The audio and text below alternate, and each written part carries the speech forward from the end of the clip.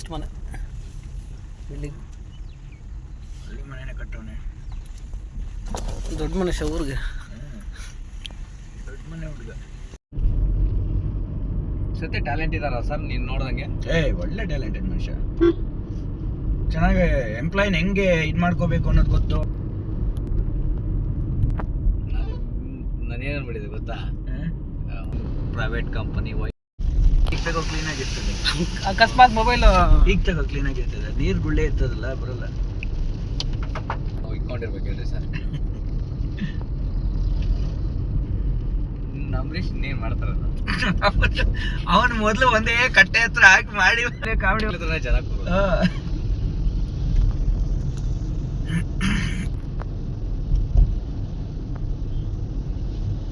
ಜೋರಾಗಿ ಬಿದ್ದಿದೆ ಸರ್.